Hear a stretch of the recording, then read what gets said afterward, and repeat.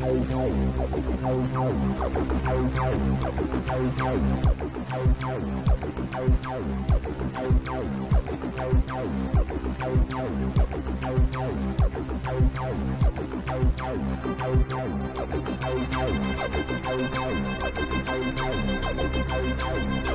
is Off Planet Radio.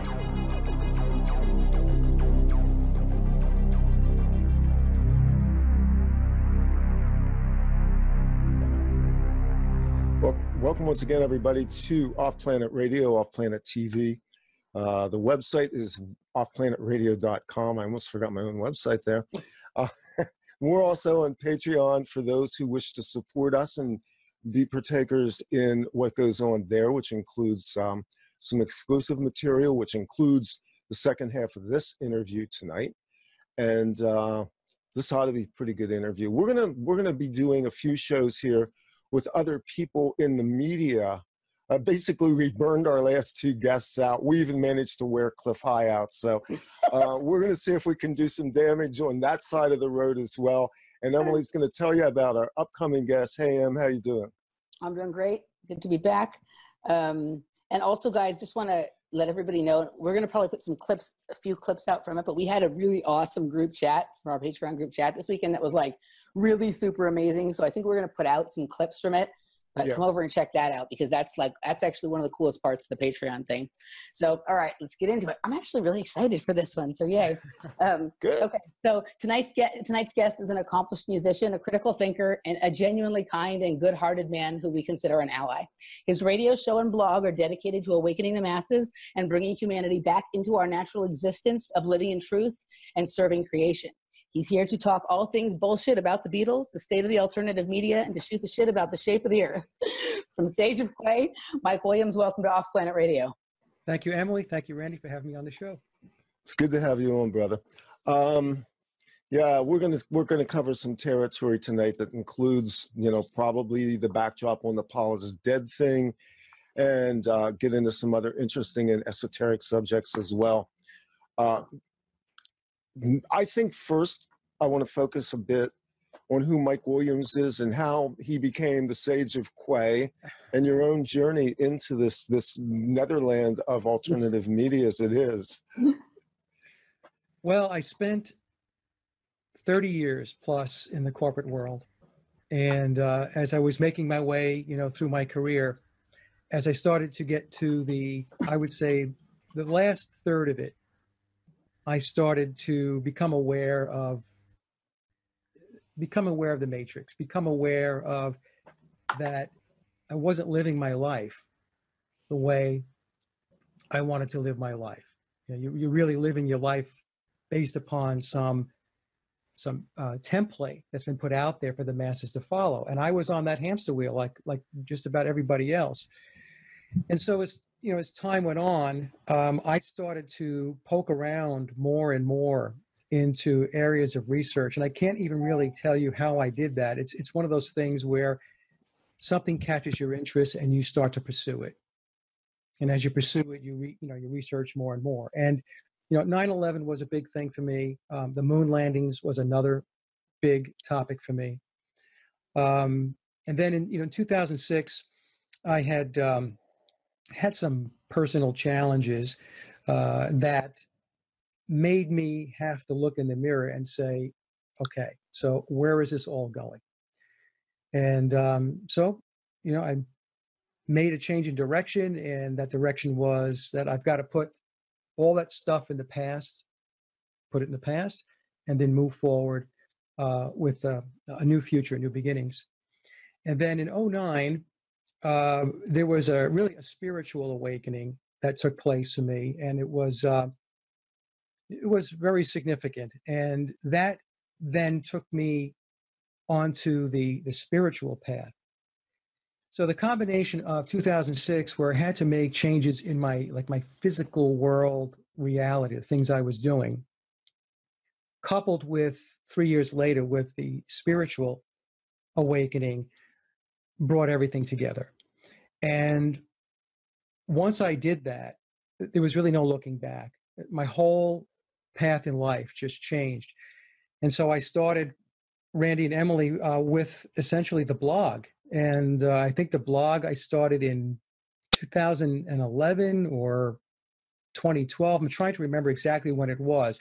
There was 2 iterations of the blog. The first one, it's really the same blog, but the first one I had to, after a while, I had to sunset it because of copyright issue from some of these scavenger hunters, these law firms that go out there and try to find these pictures, and then they want to send you letters and tell them that you owe their client thousands of dollars. Yeah. So I had a situation like that, and I was fine. I got through it fine, and but that made me change the blog, because what I didn't want to have happen was for these firms to go back and start, scavenging the rest of the blog and seeing what other letters they can send me. So I took the blog and I shut it down. I started a new one. And again, it's the same blog, but no pictures. You'll have videos, but you won't see pictures. So point being is, it's these trials and tribulations you're going through and you're learning as you go along. So it was the blog. And then I guess it was in 2014, about 4 years ago, that I started up the radio shows. And I really didn't know whether I really wanted to do it or not. What had happened was I was asked to come on some other radio shows as a guest. I'm a hypnotherapist by trade. That's what I do for a living. And I was asked to come on and talk about hypnotherapy and to talk about past lives and stuff like that. And the guy that was doing some of these interviews, Bob Charles, he knew about my blog.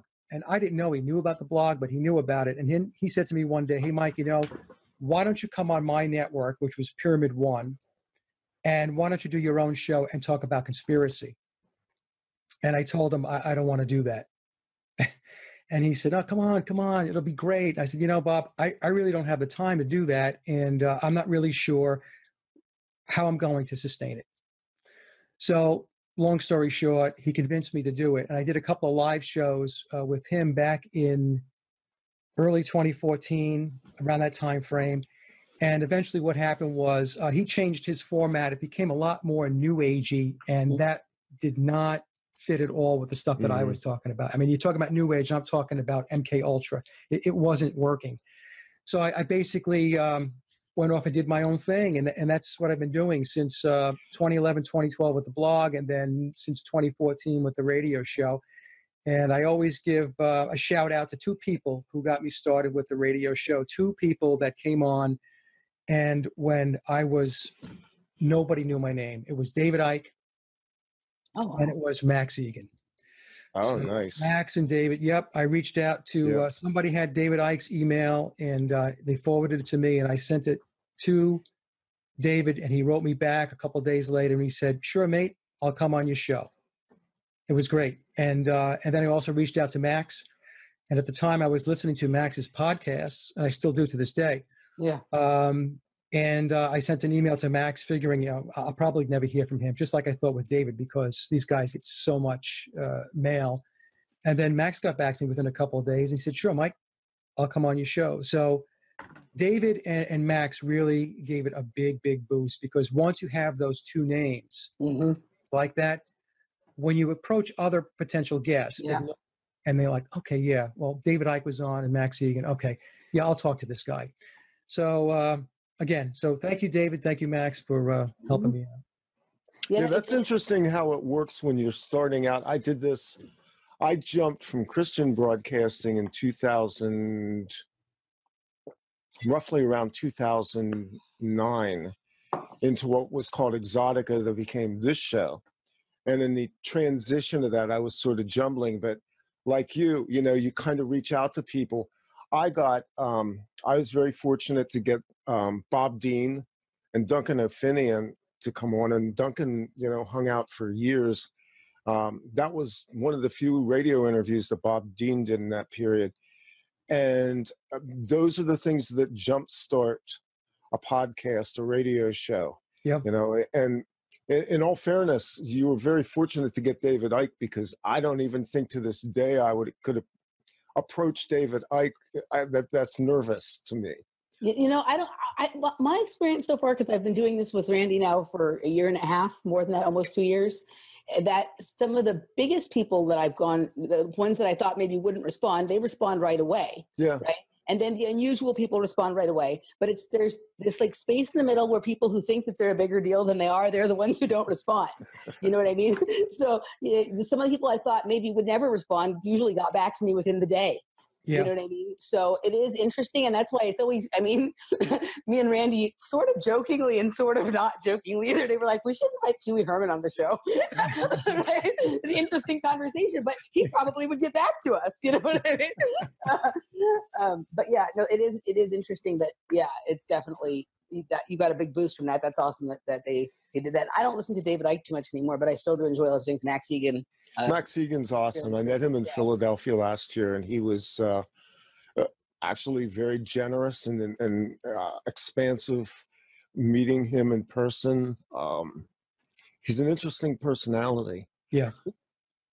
We've never had him on the show, but I think we'd like to this year. I think, and I think we got to go there. We sort of, we kind of have this weird agenda here where we sort of are in a flow and we kind of pull guests in as we're kind of in a discovery process, which in the background, and sometimes we'll release these videos, Emily and I'll have these brainstorming sessions where we hit on things, and that's how we kind of dovetail into guests as we go, we need to get this person on because they have an interesting perspective. And it's not a perspective we necessarily go, oh, they agree with us. They have an interesting perspective that lets us begin to expand off of a base of knowledge. And that's what we want to do. We want a divergent, interesting mix of concepts and ideas and things like that, which I get the sense you do as well. Absolutely. I don't want to be pigeonholed. And I base my show, Randy and Emily, based upon what interests me. Yes. So if something piques my interest, then I'm going to seek out a guest that I think will be able to talk to that topic. And that irritates some people because some people, they just want to hear a certain thing. Mm-hmm. And, and that's not what I do. And I try to very diplomatically explain that to folks who come to me and say, oh, I don't know why you had that person on or why you keep talking about that topic. And I'm like, look, it's not about you. It's so many people out there that want to hear different perspectives and they are interested in this stuff. And my job as a host is to bring the best person forward that I could find that can present that material so that we get an informed discussion. So I'm the same way. I like to be very varied about it. I like to shake it up and talk about a multitude of things. I don't want to stay on one thread because it gets really boring. Yeah, absolutely. I really like listening to your show. I found your show a couple of years ago, and you have some great guests on. We share some. We have had a lot of the same guests, but a lot not. But even some of the same guests we've had, I've heard what you've done with them, and then it's given me kind of other ideas of a different avenue I want to take with it. And I'm sure people do that with our show. That's a way we should all be working together. It's not about who gets the best interview or who does it best. It's about how all of us find the most answers the quickest, and the best, truest answers, together. I appreciate your show and I listen quite often. Well, thank you. I listen to your guys' show too. And you're right. We listen to each other's shows and I'll get an idea about what the discussion was about. And then I'll have questions and ideas and say, well, if I get this person on a show, I might follow up and ask these questions. Yeah. And so it's Same thing, dovetail off of each other, so it's good. One of my favorite shows that I ever did, I did with Sophia Smallstorm. And I had for a long time had this idea that CrossFit was a cult, but I didn't know who I would talk about it with. And then you guys did that show about rhabdo. And yes. I thought, okay, so I had never spoken to Sophia at this point. I contacted her at some point after that because Randy had done another show with her and someone else's show. They'd been on a panel together, or he'd been on her show. And I said, I'm going to do something unorthodox, which was kind of, I was nervous to do it because she's Sophia Smallstorm and I'm just me. And I was like, look, I heard your show with Mike, but I have this idea. What do you think about this? Would you be willing to look into this and do this with me? And she did. And we went so far down a rabbit hole. It was like the quintessential Sophia Smallstorm kind of podcast. And it was awesome. And I had been looking for someone for a long time. So I was like, great, I can do that. So that's one of the ways we can really grow on each other's kinds of ideas and the things we do with each other. So. Yeah, Sophia's one of the smartest people that I know. She's a good friend. And I have another friend who said to me, he's also in the alternative research community. He said to me, Mike, 50% of what I know is from Sophia. I think that most important, I mean, I don't agree with her about everything, but Yeah. I like the way I mostly like respect, she's a huge inspiration to me in the way, and to be a radically free thinker and to just not be afraid to go down like the weirdest like the weirdest part of the rabbit hole and just totally dive in.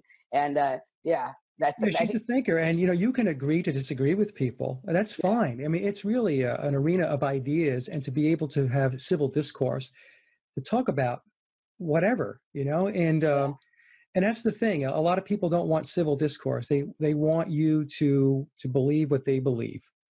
Yeah. And that's just wrong. And it's also boring. Problem. It's also boring. It is very boring. Yeah, for sure. So that's how you got to doing the show and whatnot. What to you has been the most interesting part of this? Is there something that before you started doing the show, because you've spoken to at this point hundreds of interesting people, is there something that you used to be sure was true that now is not, or something that you used to think was total bullshit that now you're like, obviously we'll get into some of that in the second hour. Since we're here, is there something that you were totally certain was true? You know what I mean? That one of these guests just totally changed your mind about within 1 hour, maybe even. Well, I knew from my reading that MKULTRA and mind control was true. And then it's another thing when you talk to somebody like Elisa E., who's been on my show, an actual MKULTRA victim. And when they talk about what goes on, and you're getting the personal perspective, that's very shocking. Mm-hmm.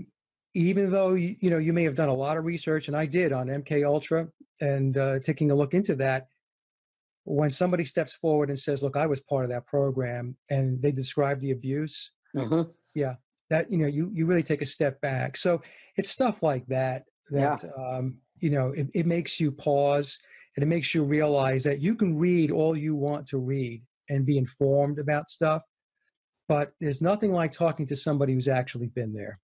Yeah, at least that, in my opinion, has one of, if not the rawest MKULTRA story that I've heard. Yeah. And it's even for those of us who have some of those experiences ourselves. I like reading her books and speaking to her was a complete other level of that, even for me. And so, it's a very powerful person. Yeah. Yeah. No, it's all of my guests. I really have so much respect for all of them because they all bring expertise to the table. They are all solid researchers. Whether I agree with their topic or not, I mean, it's irrelevant. I want to hear them out, and I want them to present their topic, and let the audience decide, where they want to go with it. Yeah. All right. Well, what's the most disturbing guest you've had?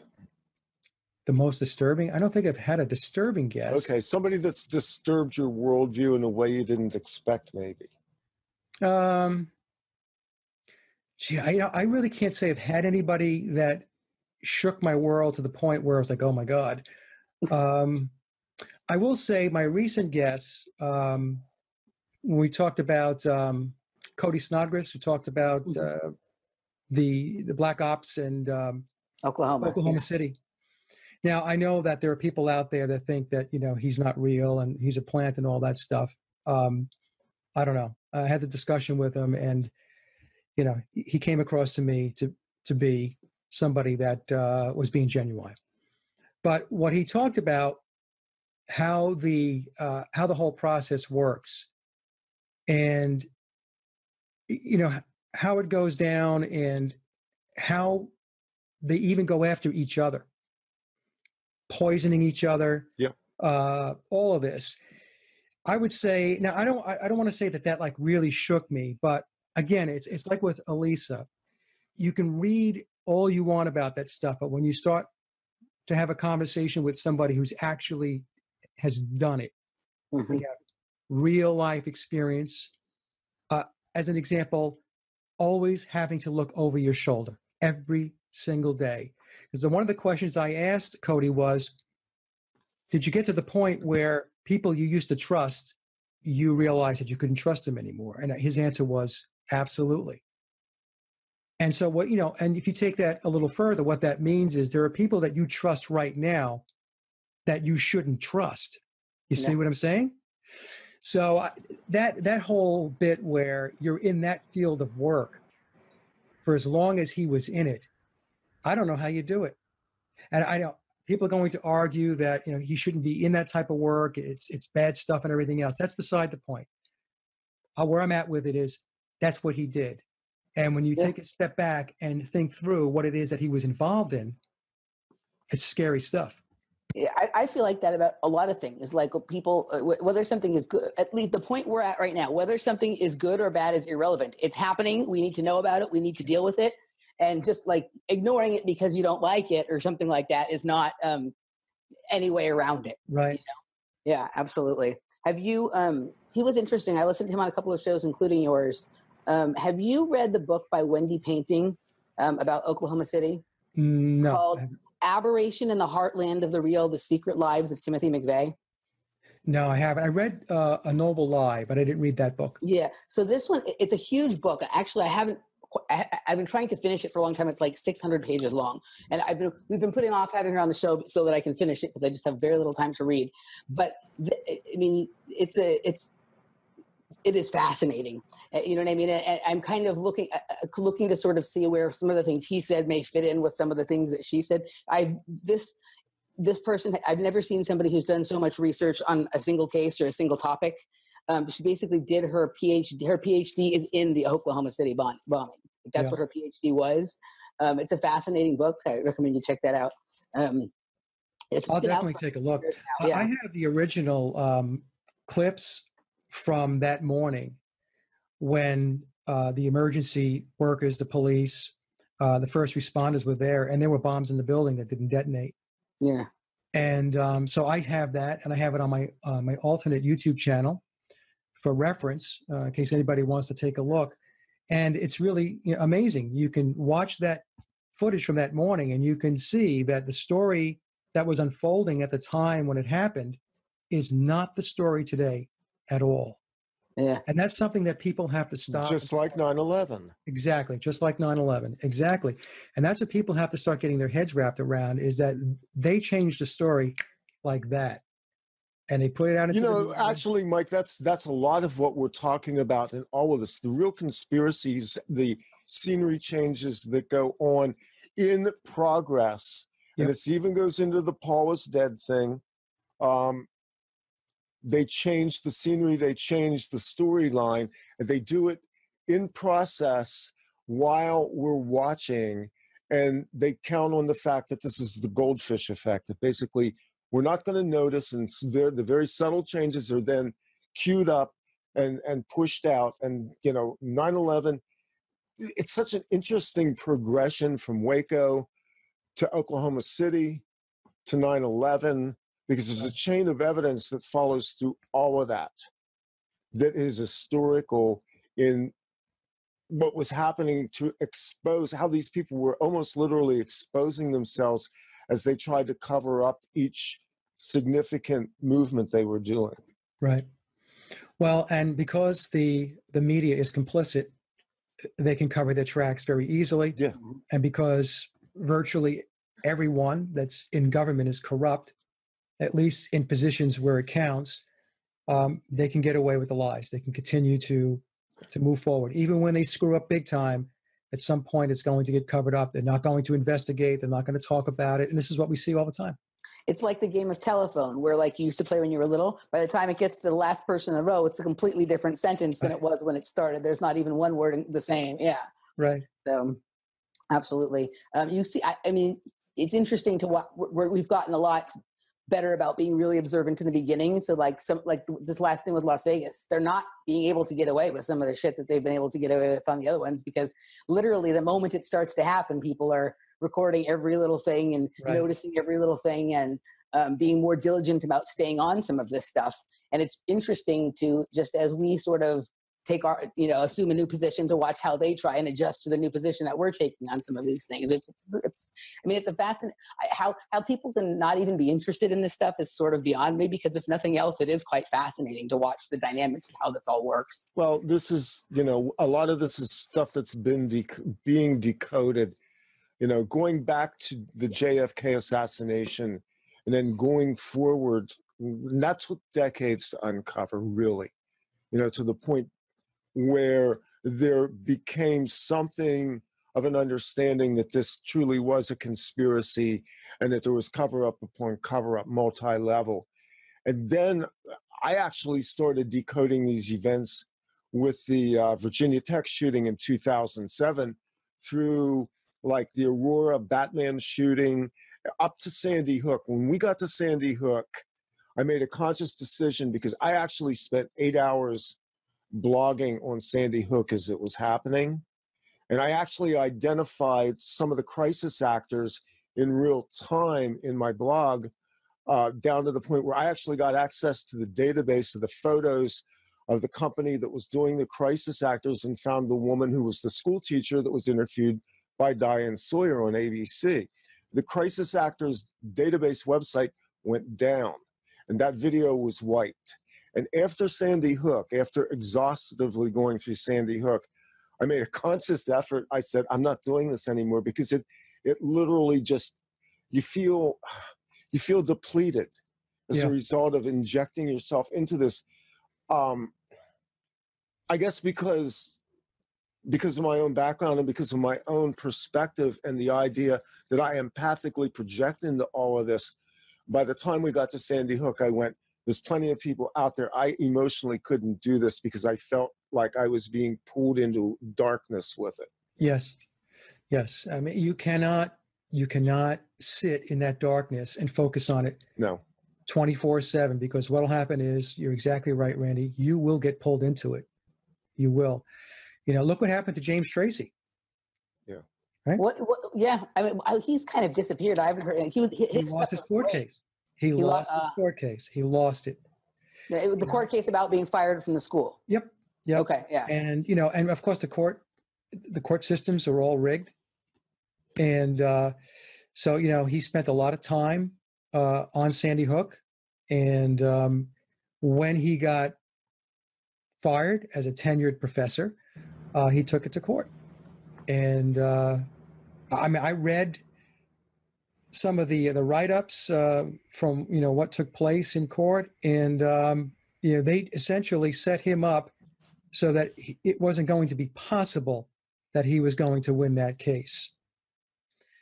So along the lines of what was going to be allowed, what was not going to be allowed, and all that stuff, right?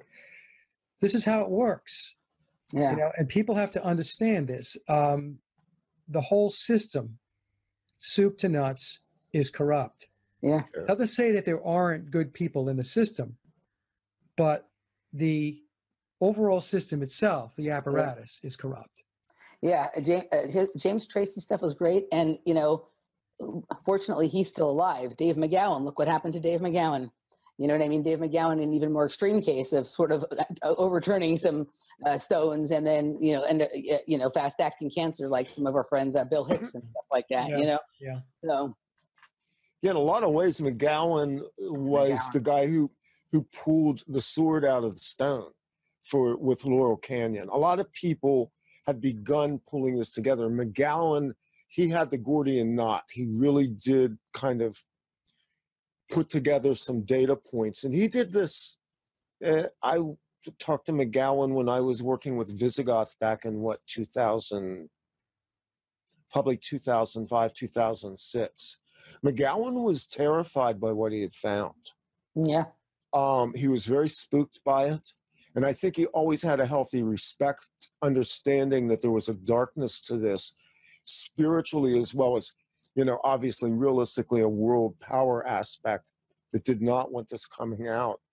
But that was actually the beginning of an unraveling there in terms of the culture, where people could, I think for us, it was a dethroning of certain idols, especially people, Mike, who come from you know, our generation in terms of the deification of the rock stars, and beginning to find out these people were bloodlines. They're related to military operations.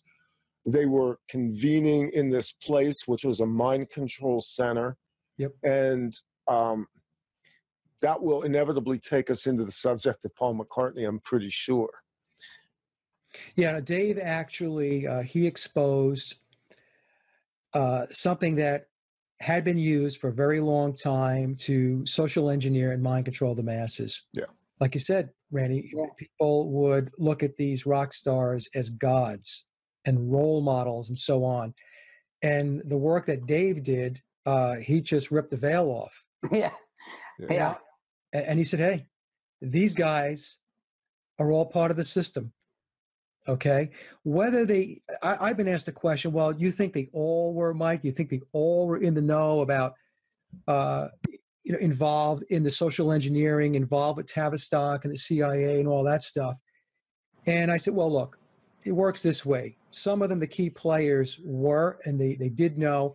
And if they weren't a key player, they were being steered and managed by people.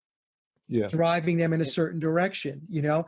So they were either at the head of the parade with the baton, or they were following the leader. I mean, that's basically what it comes to. They were either controlling or being controlled, right? Exactly. They were either in a control spot or a spot to be controlled. It was just one or the other. The list of bands out of Laurel Canyon, like Randy said, is unbelievable. Yeah, it's I mean, I live in Los Angeles and as a child, I had a friend who I used to visit her at her house all the time, do sleepovers at her house. She lived right there on Wonderland Avenue, which is right across the street from Lookout Mountain Laboratory. And the place is weird. I mean, I was a good kid. I was a good student. I was a gymnast, whatever. I was fairly, I was a little more cultured than a lot of kids, but in some ways still fairly naive and innocent. And I got into like all my first trouble back there with them. You know what I mean? Like the first time I ever tasted liquor or smoked a joint or anything like that. It always happened there. It didn't happen in other places. You know what I mean? It just has that kind of energy to it. But I mean, now that once Dave McGowan ripped the lid off, I mean, there's just tons of people sort of running with what he did and looking at every genre of music, and we're finding it everywhere. Like, it wasn't just, when I heard him talking about that, I began to inspect my own music scene, which is a very different one than yours. And I found a different version of the exact same thing. And Mark Devlin has gone and looked at his music scene, and we've had conversations about this. And it's just, there's almost no corner, there's almost no stone that they haven't, that you can turn over that you don't find this underneath it. Yeah, Mark Devlin's a good friend of mine, and Mark has done amazing work in exposing the music industry and the entertainment industry. He really has, and so hats off to Mark. He's a good guy. He'll be on in a few weeks. He and I are doing an event together here in Los Angeles. I think he just finished his second book too. He did. Yeah, we're doing he's doing a book signing. I put an event together here for him because he's just going to be here for a day. Okay. Signing, and I was super honored to be part of his book and whatever. Like, we did. There was a chapter that he used a lot of stuff from an interview he did with me, and I was kind of couldn't believe it. I was like, wow, that's really cool. But, hanging with Devlin is interesting. I got to hang out with him in Philadelphia, and he's on all the time. He's not like, this isn't like what he does as a sidebar or something. He is like on this all the time, and you watch his mind go. Yeah. And he spins things off in interesting ways, and he asks interesting questions, and he's constantly probing around the edges of everything. That's kind of, to me, the earmark of a great researcher, because their minds are nimble. They're constantly poking and probing the landscape. And we've shared a lot of information, Mark and I, between the two of us, on the McCartney thing, because he has looked into that considerably also, as I have. Yeah. And he has some more on Paul in his new book as well. So, yeah. Yeah. The cultural landscape that leads us into the Paul McCartney thing and coming out of the discussion of Laurel Canyon, this is, depending on how your perspective was skewed generationally, some of this may not have an emotional bearing. But I think the broader context of this is that we have all been socially engineered through everything that we love. predominantly music, sports, art. Pick anything that goes to the emotional core and the aesthetic aspects of our lives, and we come to discover that it has been engineered, and that's truly disturbing. You know, especially like Mike, you're an extremely good guitar player. I mean, I've watched some of your stuff, and I'm like, God, I owe my best. I'm a sloppy guitar player. You know, I basically was a singer who took up guitar because I wanted to be able to write. And so I never really developed the affinity with the instrument to be able to play it deep. You know, I was basically a rhythm guitarist. But in looking back on it and what influenced my life, how do you explain listening to a Bob Dylan or a John Lennon, even a Leonard Cohen, who I know was under deep mind control, listening to the lyrics and the music and the resonance patterns that they set up? I mean, I can honestly say that there were times when the poets and the musicians saved my life, and realized that a lot of this was a product of think tanks and mind control. Yeah. It's a hard pill to swallow, Randy, because people want their music to be organic. They want to believe that the music is coming from the heart and the soul of the musician. Now, I'm not saying that there aren't musicians out there and are not writing music from their heart and soul. But when these bands and these artists get to the big time, it's controlled, plain and simple. And the music industry and the entertainment industry is used as a major, major social engineering tool. And it goes all the way back. You know, I mean, it's not just the Beatles, which was very difficult for me because I grew up as a Beatle freak. I mean, the Beatles were the reason why I picked up a guitar, you know, and that's why it took me a long time to hop into this whole McCartney thing, which we'll get into, because I guess, you know, psychologically and emotionally, I'm like, I don't want to go there. You know, this was my childhood. But, you know, we go back to Elvis and Hendrix, you know, military, right? Jim Morrison, you know, ties, you know, into the military, his father. Zappa. I mean, we just go right down the line. Crosby, Stills, and Nash. I mean, you know, the whole everywhere, thing. Yeah. I mean, even the Eagles were part of Laurel Canyon. America, all of these great bands that were up, right, you know, in the 70s. So it's hard. It's hard when you want it to be real and it touches you, and then you realize that, is it touching me because it's really organic, or is it touching me because somebody has orchestrated it, manufactured it to have that result, you know, and to put that vibe out there and to see how it resonates with the population. Now, I know that sounds very cynical, and some people are going to say, that sounds very cynical, Mike. But when you dig into it and you start to understand how much control there is, it's you have to think that way. You have to question what's real, what comes from the heart, and what is not, what is synthetic. And when we talk about big time music players, the bands from yesteryear, the bands today, most of it is synthetic. Yeah. Most of it. Yep. And the other layer to this is, you know, on one level technological, and it's also kind of a tweaking of perception. The Beatles is a great base to start with, because you take four guys allegedly coming out of Liverpool, working class blokes, you know, guys that hard scrabbled. They're trundled off to Germany. They play bars and clubs, return back to England and sign a recording contract with Parlophone EMI in like 62. And 2 years later, they're storming the world. Right. And continue that cultural revolution until 1970, when they disband. They were the perfect storm in which to create a structure for what became pop culture and rock and roll, even as we know it now. Right. And when we look at this, we don't look so closely. I mean, George Martin is was a very high profile producer who in his lifetime was esteemed for the art of what he did. But a closer inspection forces us to look back and ask, who was George Martin? Who was he working for?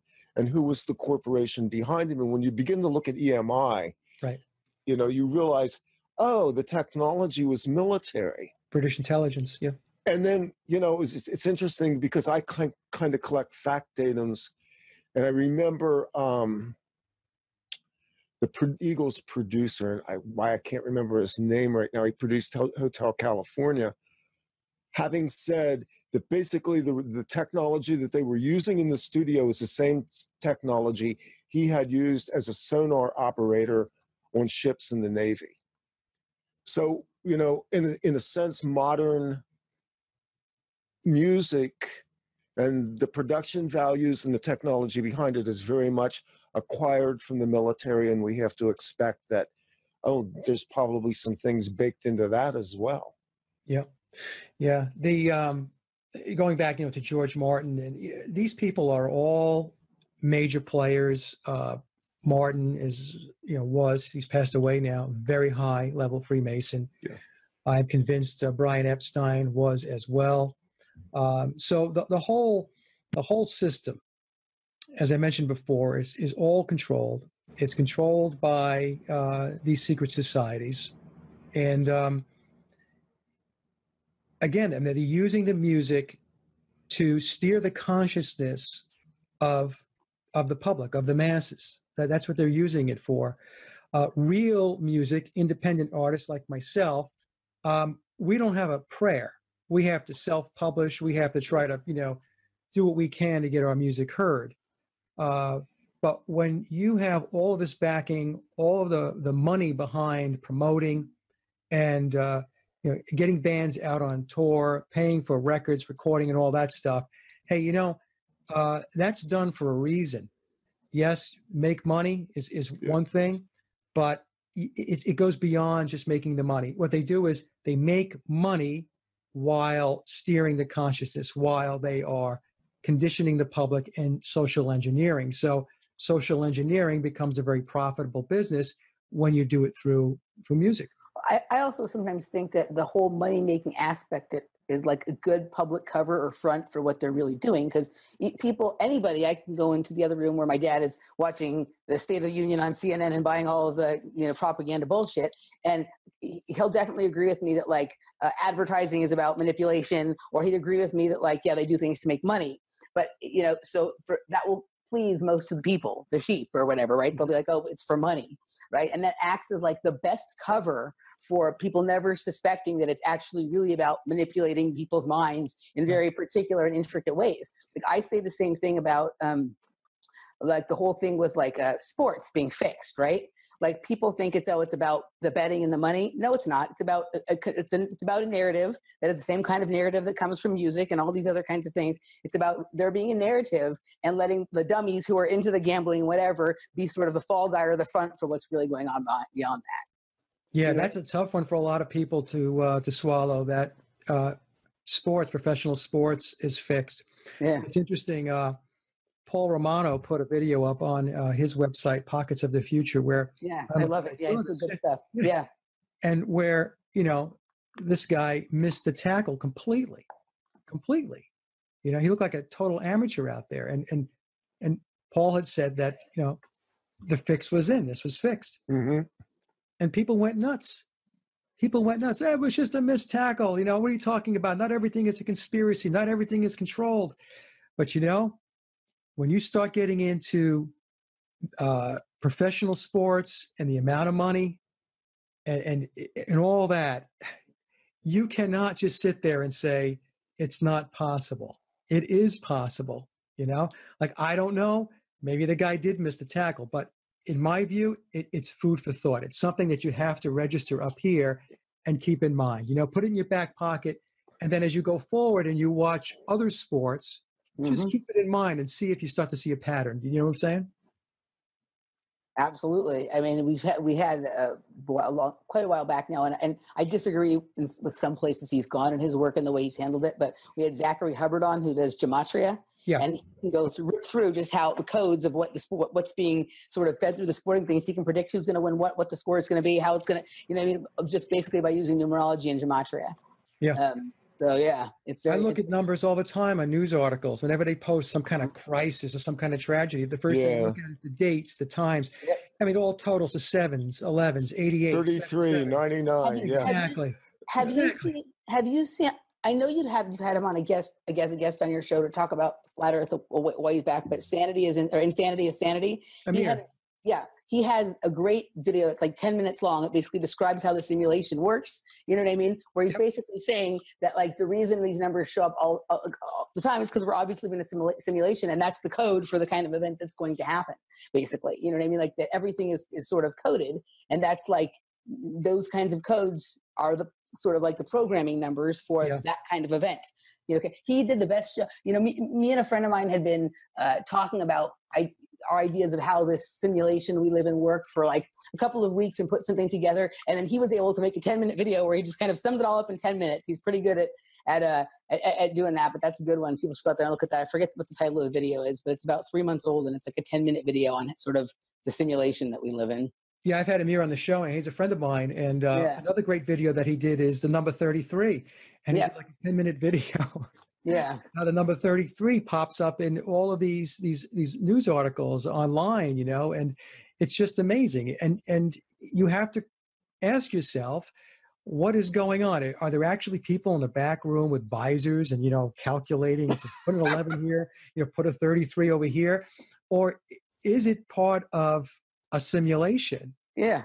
You know, Max Egan and I talked about this the last time Max was on the show. He says, you know, Mike, I'm starting to think that this is a simulation. So more and more people are starting to, you know, to ponder this. You know, if you'd asked people this maybe 5 years ago, they're like, you're crazy. What are you talking about, a simulation? But more and more people now, especially people who are in the alternative research community and the truth community, they're starting to hone in on us a little bit more, you know, and people are still going to call us crazy for thinking that way, but the patterns are there. I mean, from my perspective, they're there, you know? Well, and it may be that a lot of this is encoding that was done as entrainment, how we respond to numeric sequences subconsciously, because they've already been laced into everything else. Yeah. And by that, you know, we're obviously in the digital generation now, and most people are very unaware of what flows in code blocks behind everything they interact with in the digital media. But behind that, if you ever look at code, I mean, I was shocked when I began to look at even some of Microsoft's code, how much occult stuff was embedded in what you call commented aspects of the coding. When you look at that and you realize these coders are using some very subliminal things as well inside of their software. Yes. I watched a video where there was like some kind of like Kabbalistic rabbi talking about gematria, and he was basically saying how the gematria is not so much used to decode, right? Like the gematria is used to create the event. So those numbers will create that occurrence, as opposed to you can understand the event by the numbers. It's actually used to sort of bring into physicality a certain kind of thing. Yeah, like the numbers 6 and 8, you see them all the time in these false flags, and 6 and 8 are associated from an occult black magic perspective to lure, enchant, and to deceive.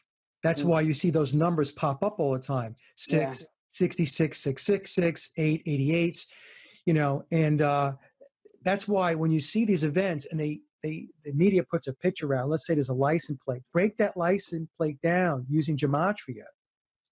Yeah. And you're going to, you're going to see these numbers. You're going to see them. They're there. They're showing you this stuff, Yeah. And every once in a while on Facebook, what I'll do is when these events happen, I will take some of the news pictures, from online websites, and there are numbers there. There are license plates. There are numbers on trucks or numbers on buildings. Yeah. There's a reason why that building with that number is in that picture. Yeah. You know? Yep. I also had the thought, and I think I may have said this before, but recently, like when we had all within the span of a few weeks, we had Hurricane Harvey, we had the Route 1 Harvest Festival massacre shooting, and then we had the Harvey Weinstein thing. They all happened within a few weeks of each other. Was there some kind of misfire? There was supposed to be some event related to the Harvey or Harvest or something, and just some kind of something went wrong in the simulation, or maybe as we start to understand the simulation, it doesn't work quite the same way. Like someone becoming aware of it alters its effectiveness. Another one was how we had Hurricane Sandy within weeks of Sandy Hook, and the Hurricane Sandy actually moved in a hook shape. There were two Sandy Hooks involved with that. The one in New Jersey and the one in Connecticut. And it was Hurricane Sandy. That was an analysis that I did when I was still decoding the events, was the Sandy Hook thing. Because it literally was a hook pattern where the storm swung up off the coast and one came back in off the coast of Connecticut, and it was a hook. And then it was also in the Batman movie. And then another another one I just realized that also happened within weeks of each other, which just over the summer. Do you remember that thing that happened at Evergreen College in Oregon, where like the students basically took over, and there was that professor, Brett Weinstein, who he's a really liberal guy, and they were all like accusing him basically of like being oppressive and a Nazi, all this crazy stuff, right? Yeah. His name is Weinstein also, right? He's a Brett Weinstein. His wife's name is Heather Haying. And then the girl who got killed a few weeks later in Charlottesville, where there was a racial event, her name was Heather Heyer, right? Like, so it's weird the way that there's this sort of, flow of those kinds of things. And I wonder if it's, disruptions, breakups, something's going wrong in the coding pattern or whatever, and we're starting to be able to see it and pick up on it. Yeah, and when they use names, first and last names with the same first letter, Heather, right? H is the number 8, and then it's 88, right? So that's the number 88. And the numbers are important. I try to explain to folks that they paint by the numbers. It's very important to understand them. And you don't have to be a super expert in them, but at least if you get yourself familiar enough where you could pick up the patterns and you can start to understand how these things are playing out, and that the numbers are very, very important. Yeah, absolutely. Even if you don't understand gematria and numerology, just recognizing the repetition of the numbers, that's even enough to sort of understand that there's That's what I'm saying, yeah. Start there. Start picking up the patterns, right? And start asking yourself, why do those numbers continue to appear? Yeah. Right? That's what I'm saying, yeah. Also, if you notice sometimes, like when you watch a video about a topic, the same number that was in the main number or came up over and over in the topic will be like the length of the video. Yeah. Right? You'll get things like that, and it's like, what? Right? You'll see that on CNN or Fox News if you go on their way. You're like, what? Very bizarre. Well, I also think that this is a basic encoding in the reality stream that we're in. There is an encoding to it. I've noticed even the synchronicity of numbers that occur around me. I'm very aware of it, and I note sequences. I'll even note sometimes when I'm posting onto our website, the blog article number, which nobody ever sees because that's aliased in the web address. But I'll see a number and I'll go, well, that's interesting given this show. And I can't give you a cited example, but it happens often enough that I'm struck by the fact that we are basically working by a numbered system here. And I think it's double-edged. I think we can, once we understand it, we can begin to decode things in a way that's meaningful. And that meaningfulness gives us the ability to kind of turn the game around to a certain degree. Then we can start encoding things that are meaningful to us. Well, and we basically are doing that, Yeah, we are. That's the key. The key is to understand it. See, the thing is, what happens is, as much as we research this stuff, when we are measured up against the people that are actually putting this stuff out there, we're profane. I mean, we probably don't like to consider ourselves that, but at the end of the day, like I said, these are adepts and initiates, right? And so Randy's absolutely right. If we get to the point where we understand this and we understand how to apply it, then what happens is we're going to be able to do things where we can change the reality.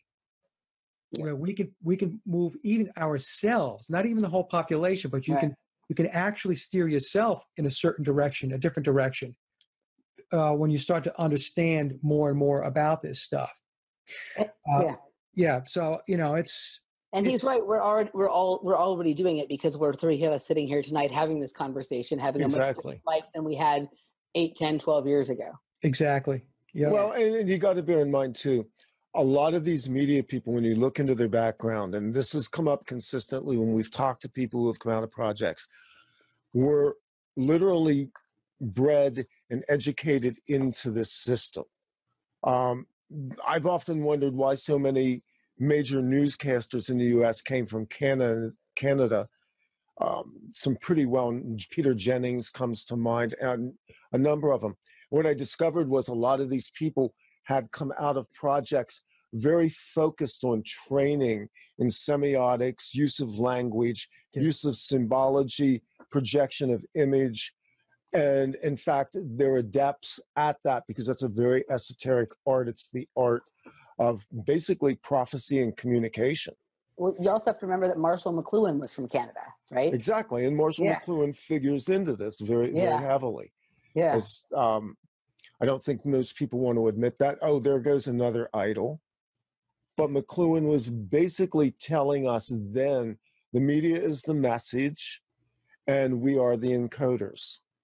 And so in a way, he gave us a gateway to begin to decode the reality stream via media.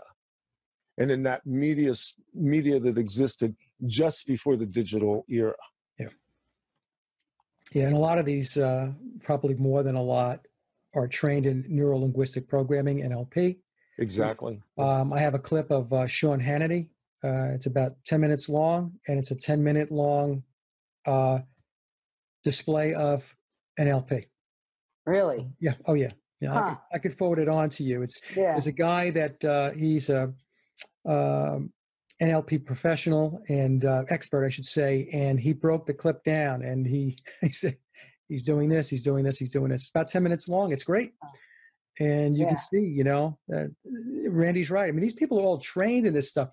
These guys and these gals don't get to positions, prominent positions, just because they just got lucky, Right. There are positions in the media, in government, in the military. No, you can work as hard as you want to work, but if you are not one of the chosen ones, if you're not earmarked, if you're not on the radar, you're not getting that job, period. That's interesting to me about Hannity, because he doesn't seem that particularly clever to me, but if he's programmed to do this or trained to do that, as opposed to kind of doing it of his own, then he is specific to the target audience that he's addressing. Yeah. Which is basically your grassroots level conservative Republican in the mainstream. And there's a whole level to that. You don't want to be overly intellectual, but you still want to be able to effectively use the tools. And he's very good at it. He slipped stuff in. When you listen to these people, they constantly slip things in. They're not making mistakes. They're very adept at dropping subtle clues into the narrative as they're going. That's right. That's exactly So, we're almost, we're at the end of the first hour pretty much. And we didn't talk about Paul McCartney hardly at all, which, I'm kind of good with that because I think you've really been on the record with this, and you have done a superb job, Mike, of bringing the material together in your shows, and with the help of some people who have informed your commentary. Maybe just point to a few things in that narrative and let people go out to your website and find them. Yeah, all I can say is that I'll start with, I was not a believer in the Paul McCartney was replaced bit, and or the Paul is dead. And I don't even subscribe to the fact that he's dead. He could still be alive. I don't either, truth be told. Yeah. Yeah. And I say that, Paul was replaced. Biological Paul was replaced. And they got the Paul is dead thing because the first show I did with Sophia dealt with the book the memoirs of Billy Shears, which is what I showed you guys earlier before we started the show, the book here. Yeah. 66 chapters, 666 pages, right? Of course. Of course. Of course, right? There's your encoding right there. In the book, it says that, biological Paul died in a car crash. But it's once you look at the evidence and you take a look at what I did, one of the biggest things that I did that I think hit home with a lot of people was I created a collage of Paul McCartney over time. So it started off with a picture of biological Paul from 1964-65, and then I followed it up with pictures, and it's like 2 or 3, I think it's 3 slides now on this. And you can clearly see, unless you don't want to see, you want to put blinders on, if you're a clear thinking person, you can see this is not the same person. It's not the same person.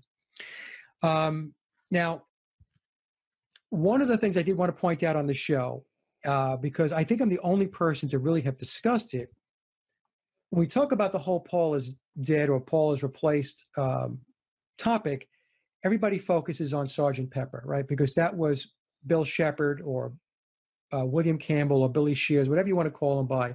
That was his debut album.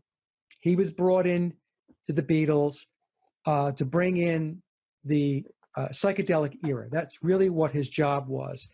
And also, he essentially replaced Brian Epstein as the manager and the handler. Yeah. So once they had a manager / handler, a director inside the band, they didn't need Brian Epstein anymore. And interestingly enough, Epstein dies in August of 1967. Yeah. And Pepper came out in June of 1967. Yeah. So I mean, it's kind of, people can call it coincidence, but once you look at the topic in its entirety, you will see that you can call it coincidence if you want, but it starts to all add up. Now, what I wanted to show you guys is this is the album that really is the one that people should be. A little higher. Can you see it? There we go. Yep. Okay. It's called A Collection of Beatles Oldies. And this came out in December of 1966. I think it was released December 10th. It was actually released as an interim because the Beatles didn't hit their Christmas album that year. Is that correct? Well, right. So this came out, but the interesting thing is, Randy, is they call it A Collection of Beatles Oldies. They've only been out for a couple years. Yeah. So yeah. I don't know how you call songs like Paperback Writer, Eleanor Rigby. I'm reading the back of the album here. Ticket to Ride, We Can Work It Out, Yellow Submarine as oldies in 1966. Yeah. Okay, so the thing is, when you look at this album cover, it doesn't look like a Beatles album, right? The only Beatles that you see is right here in small font, small print. Yeah. Right? A Collection of Beatles Oldies. So what is this? The person on the front cover is Bill Shepard. Bill Shepard as Vivian Stanshall. Now, if you take a look at the way they depicted him, right? This is how Stanshall, many times you would see him back in the 60s. This is how he dressed. Yeah. Okay? So what they did with this album was they were introducing Bill Shepard to the world. Because when you look at this and you call it a Beatles album, the first question anybody should ask themselves is, well, who is that guy on the front cover? Who is that guy? That's Vivian Stanshall. That's Bill Shepard. Shepard played Stanshall. He was also Phil Ackrell of the Diplomats. And when he played with the Diplomats in the early 60s, his bandmate was Denny Laine. Right. Yep. And so when he went solo after his Beatles career, who did he call in? He called in his old friend, Denny Laine. And it's interesting, I think it was in August of last year, Denny Laine did an interview with another YouTube channel. I forgot the name of it. Sorry, guys, if I should remember the name of your YouTube channel.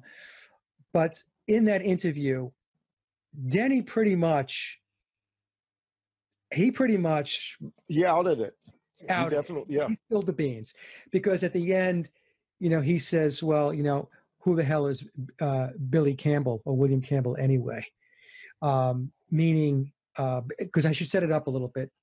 the interviewer was asking him, what was it like to work with William Campbell, Billy Shears. And so you could see during the whole conversation, Denny has kind of this tongue-in-cheek look on his face. And at the very end, before they cut the camera, he says, well, who the hell is Billy Campbell anyway? And what he was saying was, it's not Billy Campbell.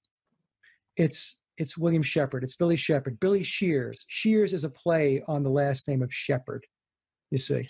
Yeah, Shear the sheep. Yeah, of course. I have to put a link up to that video. Did you notice the hand gestures that were in play during the course of that interaction? I can't say I focused on them, no. Okay, but they're there. They're very subtle. They're very subtle. Yeah. And I think I looked at that. I watched that interview a number of times, and it's very clever. It's very clever. See, this is the game of the wink and the nod that the present McCartney plays as he's sort of outing himself. He's almost schizophrenic about this. Yeah. Because sometimes it appears as though he's talking about Paul McCartney as the other person. Right. And he does this referentially. I noticed this. I don't know if you've seen this book. This is Paul Dunoyer's Conversations with McCartney.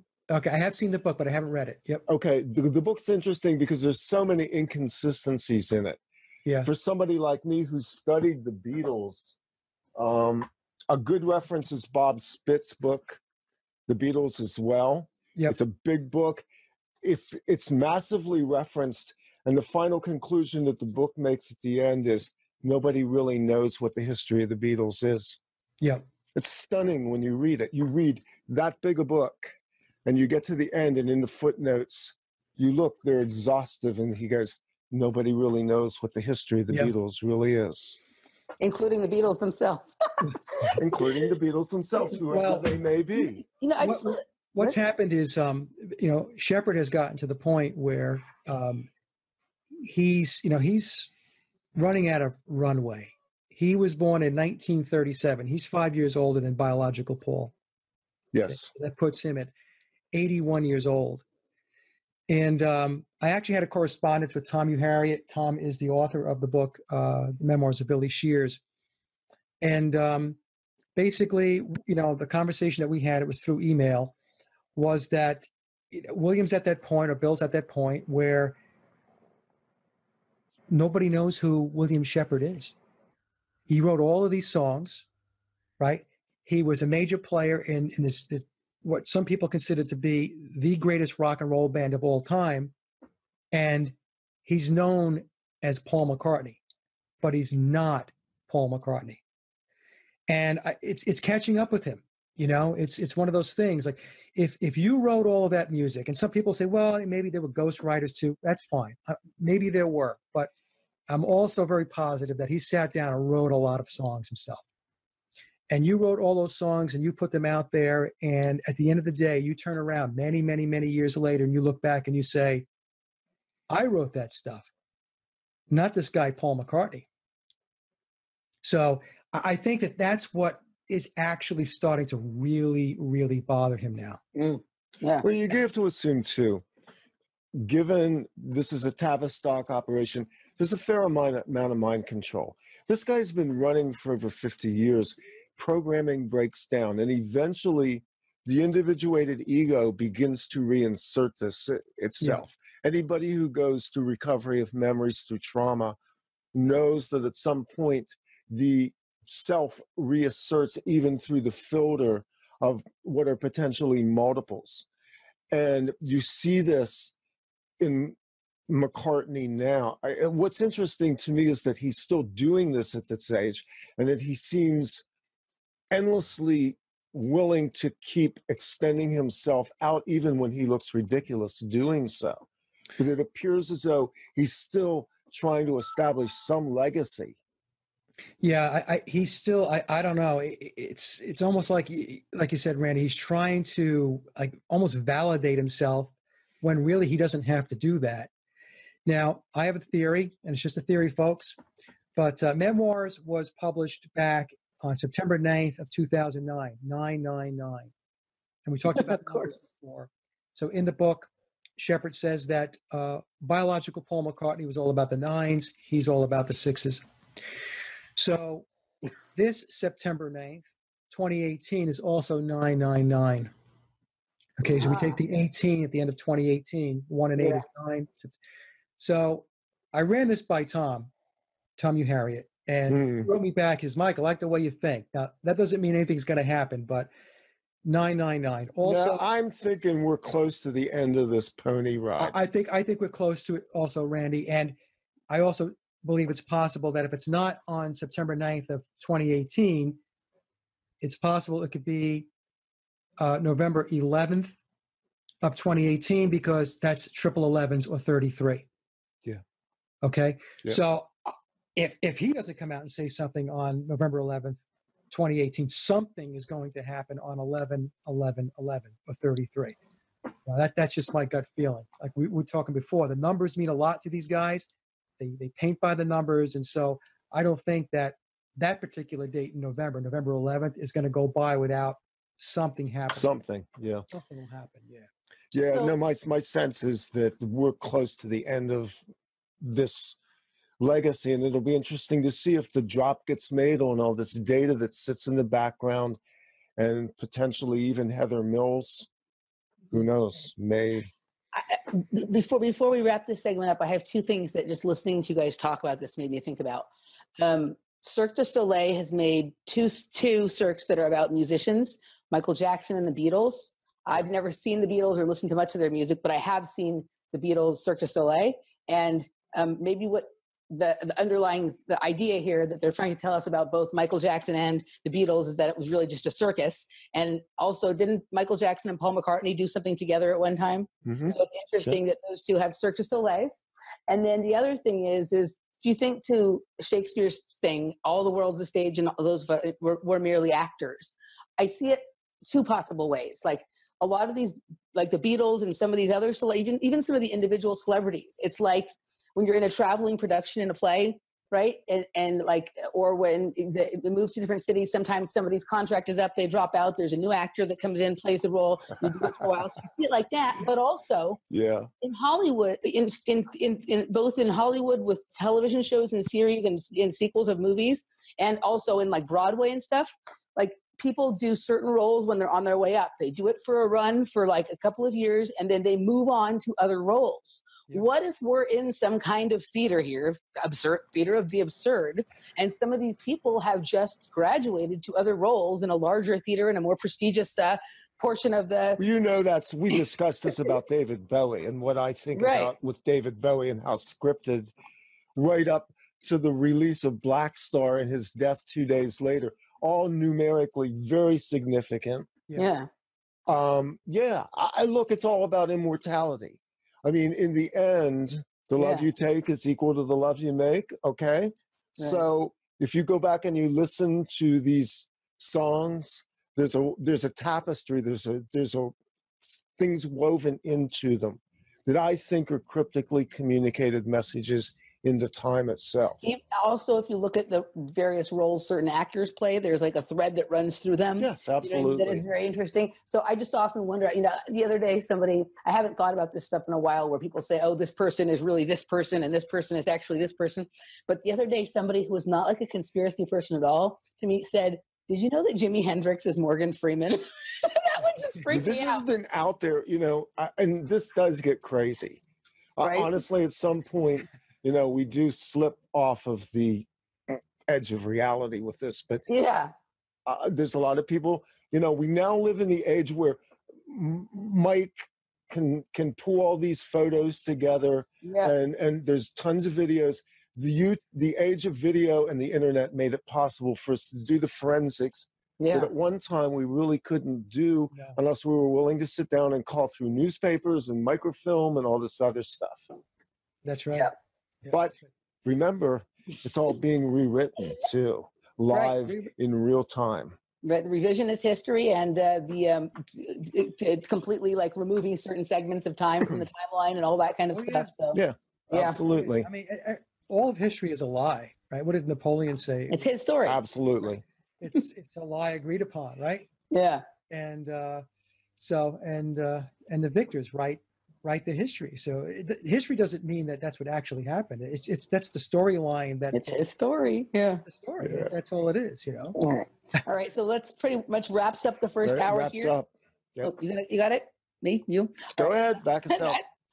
That wraps up the first hour, guys. And if you'd like to join us for the second hour, where we're going to get into the state of the alternative media and whatever the heck this is that we live on or in or around or something. So if you'd like to join us for the second hour, Off Planet Media, patreon.com/offplanetmedia. See you over there.